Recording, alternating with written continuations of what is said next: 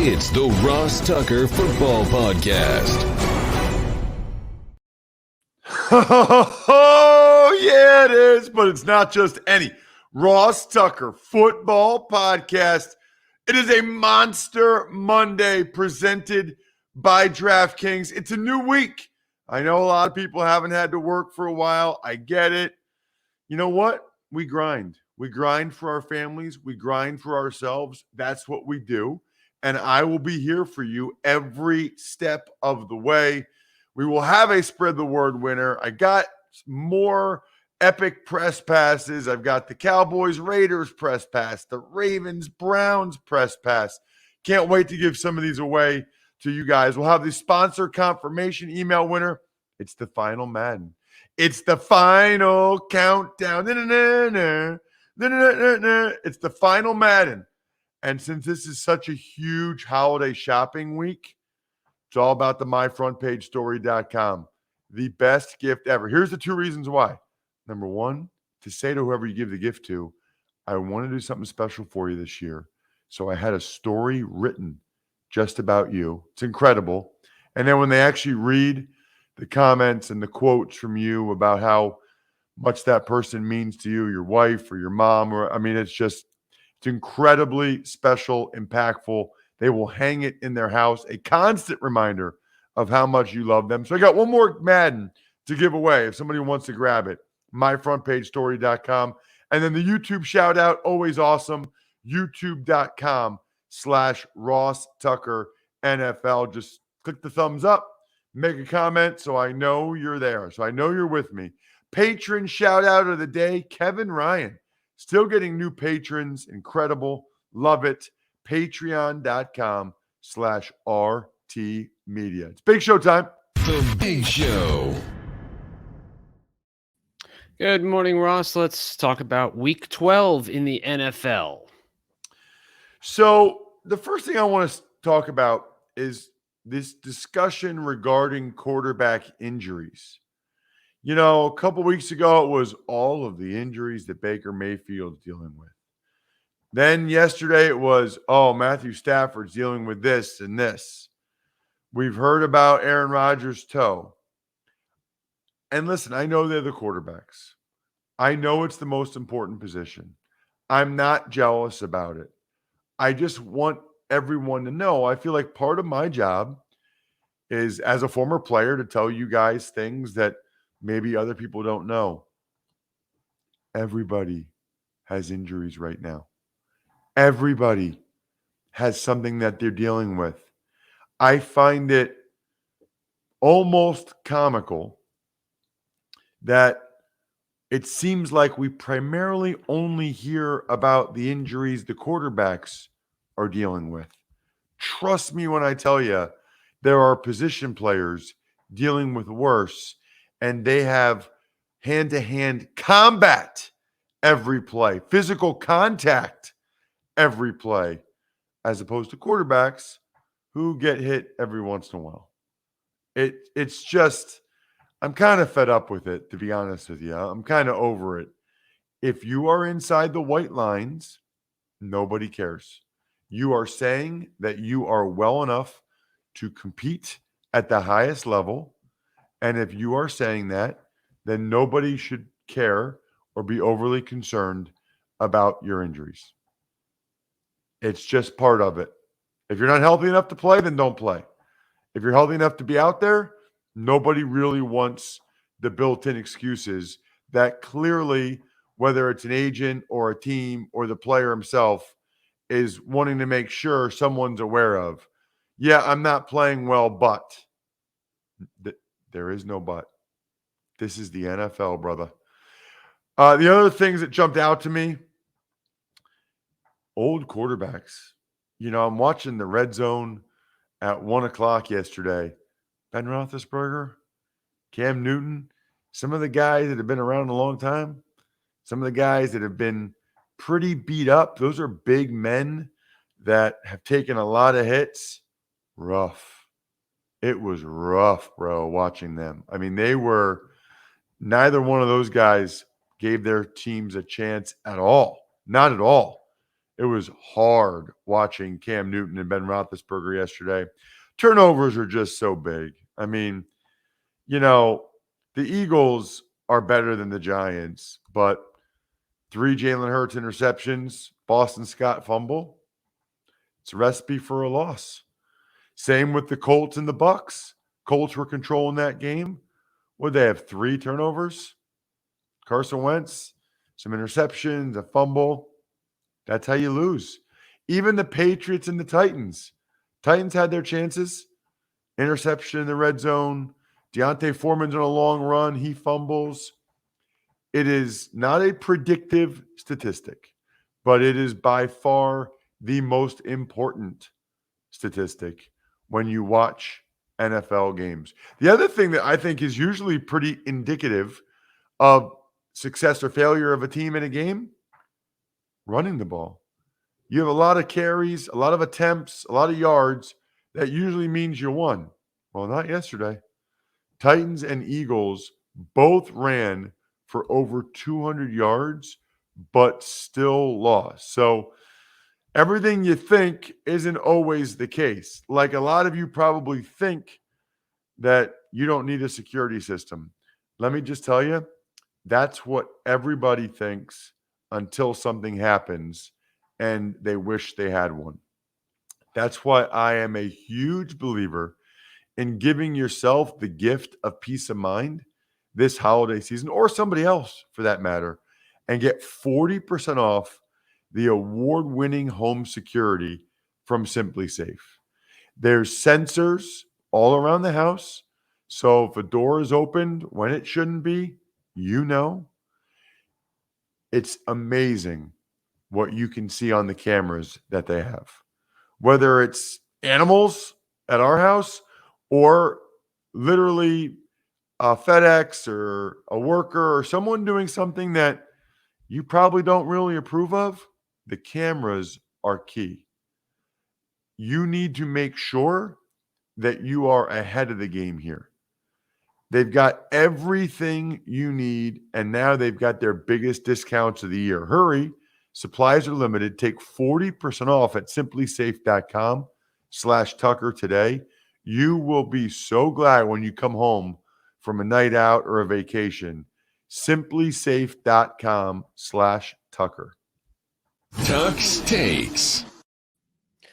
Let's start with the Thursday night game that we never got to. Bills and Saints, where Josh Allen threw 4 touchdown passes, handed the Saints their 4th straight loss, 31-6 the final. Right. That game was going on we were at halftime on Thanksgiving night when we recorded Friday's show. Josh Allen was accurate. 4 touchdowns. Now, he also had 2 interceptions in the first half, which allowed the Saints to at least feel like they were still in the game. Stephon Diggs had a solid game. He's such a good player. Dawson Knox, 2 more touchdowns. He is a touchdown maker. The Saints had 12 first downs, 190 yards. That's about as little as you'll see from an NFL offense. Ed Oliver had a big game. The Bills defense dominated. The one major negative for the Bills, Tre'Davious White tore his ACL. Not good for the Bills. Tuck's Takes. 4 touchdowns for Fournette. Bucks over the Colts, 38-31. And that is why Leonard Fournette, I think everybody's already made that joke. I can't even try to make the joke of Fournette scoring 4 touchdowns. I saw it too many times on social media, at Ross Tucker NFL, at Ross Tucker Pod. Here's what I do know. He was in the zone. And so he is our in the zone player presented by AutoZone.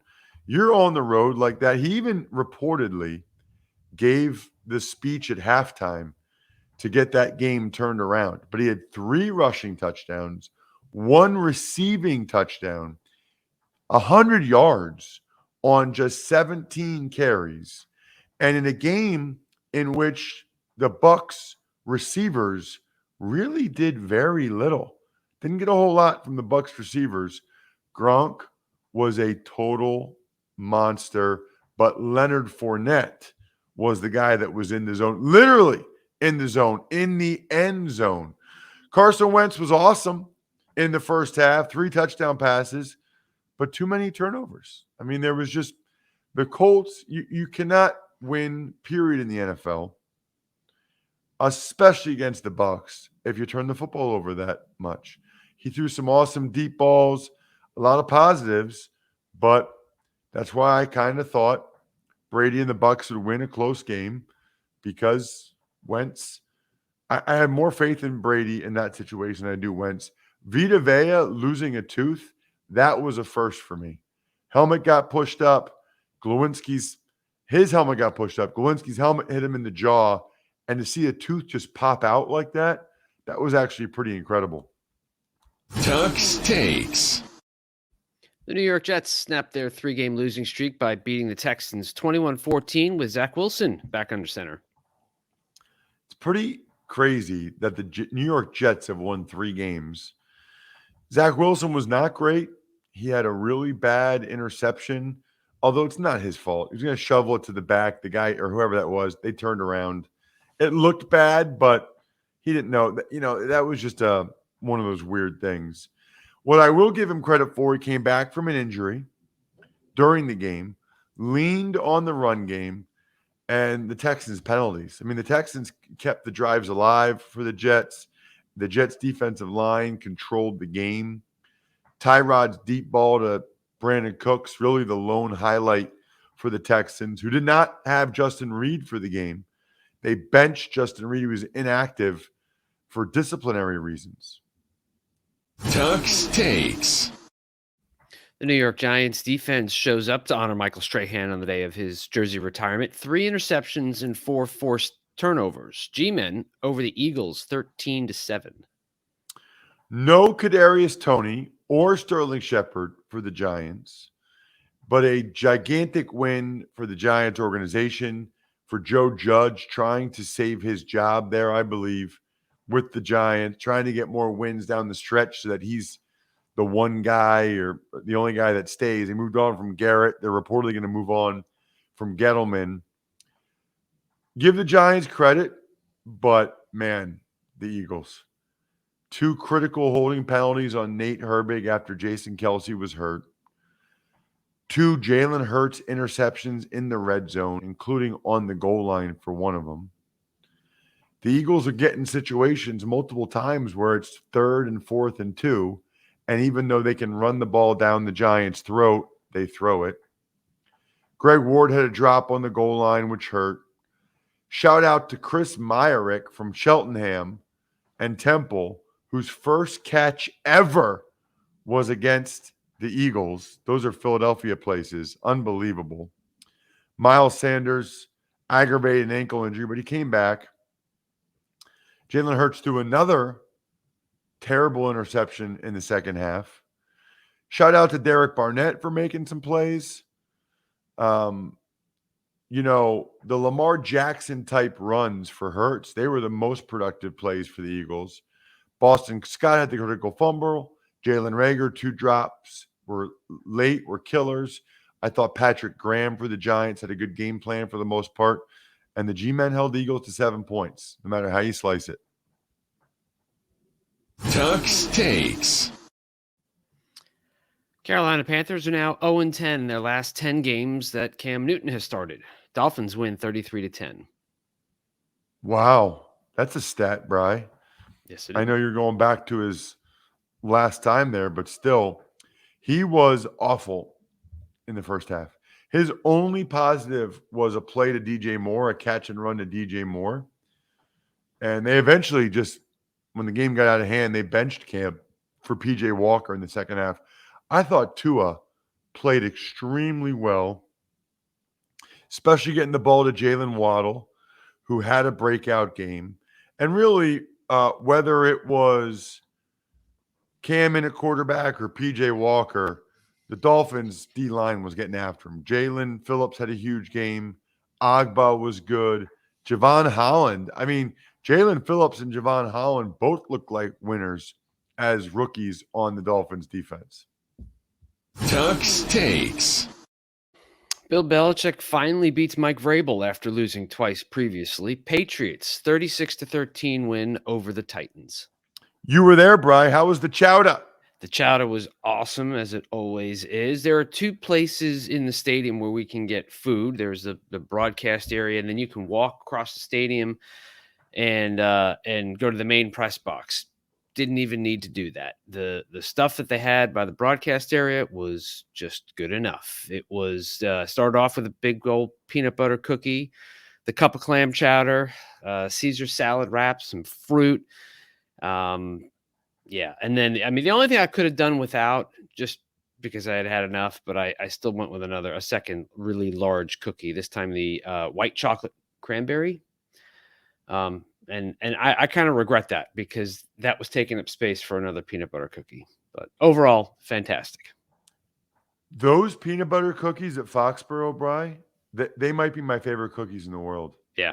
They're gigantic and soft and delicious, but they're not just peanut butter. There's like a chocolate chip in them or something. It's like I feel like they have cookies there that are peanut butter chocolate chip. They're so good. I want to do a Patriots game this year just for the press box food, I feel like. By the way, at UConn, Bri, on Saturday, they had breakfast sandwiches, which are always pretty good. I always go with sausage, egg, and cheese. They had Chick-fil-A for pregame. Never showed up. Oh. Never showed up until after the game started. But then by halftime, it was gone again. So shout out to my A2, I forget his name, which is the audio guy in the booth, who went out and got me 2 Chick-fil-A sandwiches, one of which I scarfed down at the second TV timeout. Thank you, A2. I'm sorry, I forget your name. You are a gosh darn hero. As for the game, the Titans put A.J. Brown on IR, so they're very limited. Mac Jones was incredible again. It's pretty remarkable that all of these quarterback-needy teams passed on him and let the Patriots get him. It's their fault. It's these teams' fault that the Patriots are good again, especially to Bourne and Jacoby Myers. The Titans ran for 240 yards, but the Foreman fumble hurt. The Patriots forced 5 fumbles, which led to 3 turnovers, 2 of which J.C. Jackson was a part of. That guy, what a draft pick that guy was. He is a absolute turnover magnet. Tuck's Takes. Joe Mixon rushed for a career-high 165 yards. Bengals sweep the Steelers this year. The final from yesterday, 41-10. Well, I mentioned earlier in the big show, terrible interceptions from Ben. The Steelers' defense was embarrassed by Joe Mixon, T. Higgins, Jamar Chase, all had big games. Bengals D, Trey Hendrickson was a terrific signing for the Bengals. He's been so consistent. I think it's like 7 games in a row with a sack for him. Mike Hilton had a pick 6 against his former team in the nickel in the slot. That had to feel good. And that just had to feel good, period, for Bengals fans. Hadn't swept them in forever. And to not just beat the Steelers a second time, but to beat them down. It's looking like the Steelers are having major, major problems now. Now they're 5-1. They're in last place. I don't think they're going to climb out of it. Tuck's Takes. Cordero Patterson returned from his ankle injury, ran for a career 108 yards and 2 touchdowns. Falcons over the Jaguars 21-14. Right. So Cordero Patterson getting back in the lineup was huge for the Falcons. They really are a different team with him in there.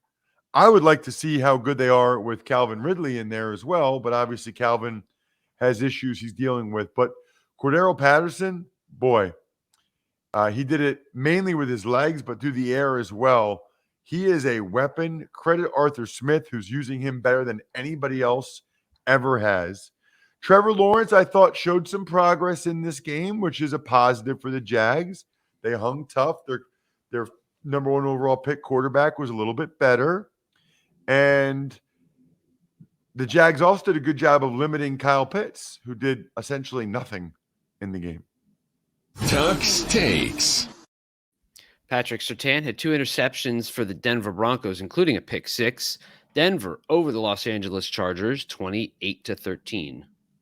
I mean, it feels like every team's around 500, doesn't it? Like when you think the Chargers have a chance to kind of give themselves some breathing room, take care of business. Nope. Herbert was, all game, he wasn't comfortable. The Chargers' offensive line could not hold up against the Broncos' pass rush. Herbert never comfortable. Big reason why the Chargers only scored 13 points and he threw the picks. That doesn't make it acceptable, but it's a big reason. Javonte Williams, a stud again for the Broncos. But really, I thought what jumped out to me about this game, you can tell the difference between when Teddy Bridgewater's in the game, because he was kind of in and out of the lineup with an injury, and Drew Lock. I mean, it is a stark contrast.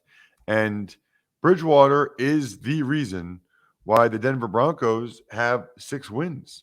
And they are very, very much in the mix because of Bridgewater. I mean, he's been I don't think he's a long-term answer, but he has been a stabilizing force. Speaking of stabilizing, make sure your car's battery needs are taken care of. I think it was late last season, coming back from a playoff game when my battery was totally dead at the Philadelphia airport. Gosh, that's a bad feeling. I mean, thankfully, I guess I had AAA, but you don't want to have to do that. You don't want to waste an hour. You got to go to AutoZone. Why? They're America's #1 battery destination, the only place that carries proven tough Duralast batteries. And their replacement batteries start at just $79.99. So you can upgrade your battery without breaking your wallet. They've even got free battery testing and charging. Sometimes you might think it's your battery. It's not. Could be your starter, could be your alternator. And even if you just want your battery charged, they'll do that for you. Need I say more? The proof is in the pudding. Next time you're in need of battery help or to get your battery ready for harsh winter weather, start at AutoZone, America's #1 battery destination. Get in the zone, AutoZone. Tuck's Takes. Aaron Rodgers was in the zone, recorded his 60th game with at least 300 passing yards yesterday. Packers beat the Rams 36-28. And he was just ridiculous as usual. Now the Packers have a bye. There's some thought he might even have surgery on that toe or perhaps just use the bye to see how much it can heal. But some of the throws he makes are breathtaking. I mentioned it last week. And it's really incredible how consistent he and Devontae Adams really are. A.J. Dillon helped carry the load as the Packers held on to the ball for almost 40 minutes. Randall Cobb had some big plays as well until he was injured. Defensively for the Packers, Rashawn Gary had a big game. Rasul Douglas picked 6, by far the biggest play of the game. I mean, that put the Packers up 36-17 and basically made it so it felt like it was insurmountable lead for the Rams. They did, after that, get a big play deep from Odell Beckham Jr. Van Jefferson had a big play as well for the Rams, but ultimately too little, too late. Tuck's Takes. San Francisco 49ers have won their 3rd straight game. They improved to 6-5 following a 34-26 victory over the Vikings.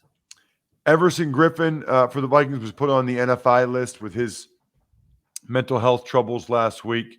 Dalvin Cook got injured in this game for the Vikings, who, even though they knew the Niners were going to try to run the ball, they still couldn't stop them. That is when you've got a really good rushing attack. Deebo Samuel is a phenomenal runner of the football, but he's clearly a little banged up. Elijah Mitchell had a gigantic day, even though we didn't even know if he was going to play or not. And yes, I know Vikings fans, there was a questionable no call on KJ Osborne late, but the Vikings had other chances. I mean, Kirk Cousins, you rarely see this, lined up under guard lined up behind the guard to try to take the snap. So the Vikings on 4th and goal. So the Vikings had to call timeout. That's one of those things that clearly not good for Kirk Cousins' rep or his brand. That will be something that they will show. That'll be like a GIF every time Kirk Cousins doesn't play well. Tuck's Takes. And finally, on Sunday Night Football, where you were, I'm sure you're going to tell us all about the food. Despite 4 interceptions, Lamar Jackson and the Ravens find a way to beat the Browns 16-10. So pregame, they had, by the way, I love doing Ravens games. It's less than an hour and a half. Their parking lot for the media is incredible. The booth is incredible. The food, the sight lines from the booth, or the food is always really good. The stadium's so well lit. The exit after the game is so convenient. I adore the Ravens organization. I didn't grow up a Ravens fan or anything, but if I could do every Ravens game, I would. It's truly a pleasure. Before the game, Bri, they had sirloin tips, bang bang shrimp, rice, broccoli, pasta salad, brownies, blondies. Now, I was actually pretty proud of myself. I only had one blondie. I wanted another one real bad, but I didn't do it. I'm a blondie guy. Blondies are good. For people who don't know, it's a brownie, but chocolate chip. It's like a chocolate chip cookie brownie, if that makes sense. Delicious. I'm not a bang bang shrimp guy. I'm not really a shrimp guy.